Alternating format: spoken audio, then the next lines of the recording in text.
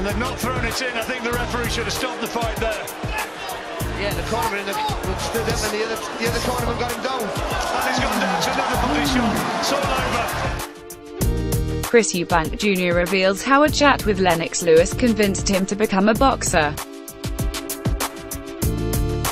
Getty. Chris Eubank Jr. only decided to start boxing at the age of 14. But it was another British boxing icon who actually helped him get started in the ring. EUBANK JNR had refused to let his then-teenage son follow him into the sport until a chat with former heavyweight king Lennox Lewis changed his mind. Around the age of 14, he finally gave in, said Eubank Jr., ahead of his super middleweight clash with hardened veteran Arthur Abraham at Wembley Arena tomorrow night. "I remember Lennox Lewis coming over and we were all sitting down in my father's office. He said to Lennox, 'I don't want my son fighting.' Lennox said, 'You telling your son he can't fight is like a parent telling their son he can't drive because they might get into a car crash.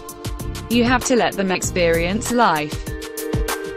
I think that was a starting point for my dad kind of changing his mind. Pretty soon after that I was in the gym." EUBANK JNR is now the central figure in his son's career, but he never meant another generation of the family to enter into the murky world of boxing. In fact, when he was involved in huge clashes with Nigel Benn and Steve Collins, his children were in the dark as to what their dad's source of income was. That was until Eubank Jr. stumbled upon an old videotape of his father when he was at a friend's house, and then suddenly he inherited his addiction to the sweet science. "It was normal for me watching my dad taking pictures with strangers and signing autographs," said Eubank Jr., who has lost just one of his 25 bouts. "When I was younger I thought everyone's dad got that sort of attention. As I grew up I started to realize that not everybody's dad is getting this attention, so I started to think, what is he doing to get it? He used to keep boxing away from us. I actually found out when I went to a sleepover when I was around 9, and the friend who I was staying with had a video, a VHS, of my father fighting." Getty. Chris Eubank JNR was convinced by Lennox Lewis to let his son fight. "I saw a picture of him on the cover, so I popped it in and there was my dad fighting. I was like, okay, this is why I have to stand around and watch everyone buzz around my dad, and why we get free meals, why doesn't wait in line. From that my point is where my interest in the sport started to build. Once everyone was old enough to know who his father was, Eubank Jr. felt the weight of his dad's reputation on his shoulders. I had bad experiences and I had good experiences," he said. "Some people wanted to be friends with me because of the name, and some people didn't like me because of the name and who my father was. I kind of had to balance it out. In general, I had a great experience in school. I got into my fair share of scuffles, as we all did back in the day, but I enjoyed being the son of the world champion. The respect and love he received kind of trickled down to me. People would come up to me and talk to me about my dad, and most of the time, it was positive. But I didn't want to just be known as the son, so I thought, how can I get my own respect? That's when I started thinking, if he can box and fight, then why can't I? There was still some convincing to do with his father, who was trying to encourage his sports-mad son to pick one of the many other disciplines he was succeeding at. He kept saying no for a few years," Eubank Jr. said. "I was heavily into sport, cricket, football, athletics, swimming, and more. He would say, you're great at all these sports, so pick one of those. Pick a sport where you can make a great living without having to get punched in the head every day." It makes sense, him as a father not wanting his son not going through the hardships he had to. It's a dangerous sport, I understand that now, but at the time I didn't. I thought, what is this forbidden thing he is not letting me do? It's unfair. But finally the head of the family relented, and Eubank Jr. was sent to a small gym in Hove to try out the sport he had craved to be involved in for so long. Getty. Lennox Lewis played a huge role in Chris EUBANK JNR'S fledgling career. They knew who I was, so they said, glove up and hit the bags, he said.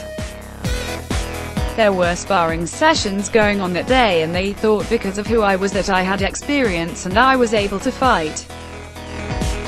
They said, so you want to spar, and because I'm the new kid in there I don't want to back down. They put me in with a kid a couple of years older than me. I think he had 10 amateur fights and he beat the hell out of me for 3 rounds. That was my first real boxing experience. I'd been in fights before on the street, but this is the first time I'd been in a fight situation and not got the better of the other guy. I thought I could go into a boxing ring and do what I did on the street, but it didn't work. I wasn't used to losing in any sport. I would always win in other sports. This was a new feeling for me. I said this to myself, I don't like this. It was embarrassing, so I said I will make sure this was never going to happen again. I quit all other sports I was doing to completely focus on boxing. Then I got in the ring with the same kid about a month later and I battered him. That's when I knew I was on to something. I knew I had found what I was put on this earth to do. Related videos: the last moments of the Whittam vs. Copa's boxing match. David Whittam suffered from traumatic brain injury from the fight. Boxing Insider claims Deontay Wilder card in training by Klitschko. Boxing Insider claims Deontay Wilder card in training by Klitschko. 7 feet 2 inches man proves too slow for kickboxing legend. 7 feet 2 inches beast proves too slow for kickboxing legend. EUBANK JNR brought his son to Las Vegas when he noticed how committed he was to the sport. There is where both believe the foundations of a fierce fighter were laid, as he competed in American competitions while sparring with seasoned professionals in the many gyms in Sin City. Despite the attention he has received since turning professional, his career has often stalled and staggered, with defeat by Billy Joe Saunders in 2014 and promotional wars holding him back. Then there was the emotional turmoil of the injury he caused to Nick Blackwell, the Trowbridge fighter who lost his British middleweight to EUBANK Jr. and was left in a coma. Blackwell recovered only to return to the ring to spar and fall into another coma and suffer more life-changing injuries. But while EUBANK Jr. will never forget that night, his focus is now looking forward, and his displays against Tom Doran and Reynold Quinlan since prove he has not lost any of his viciousness when in the ring. There are still plenty of questions to be answered about his credentials, and some of them will be found tomorrow night against Abraham. The German-based Armenian has shared the ring with the likes of Andre Ward and Carl Froch and lost just 5 times in 51 outings, winning the WBO title along the way.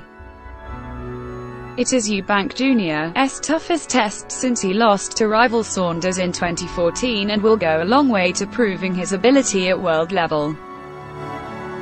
The prize on offer is also a place in the new cash-rich World Boxing Super Series tournament, which could set up a huge domestic clash with WBA champion George Groves next year should both come through their quarterfinals in October. But there is a sense that no matter what he achieves, his father's presence will always mean he has something to prove. I believe I'm out of my dad's shadow now, he said. I've performed enough to be called my own man, to be called my own fighter. But will I ever get away from being compared to my father? Never. I'm not just in the position I'm in because of who my dad is. You can't be with the fights I've won and the fashion I've done it.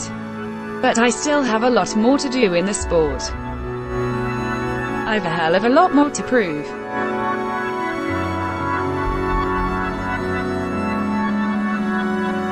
This is the beginning of that step to the top.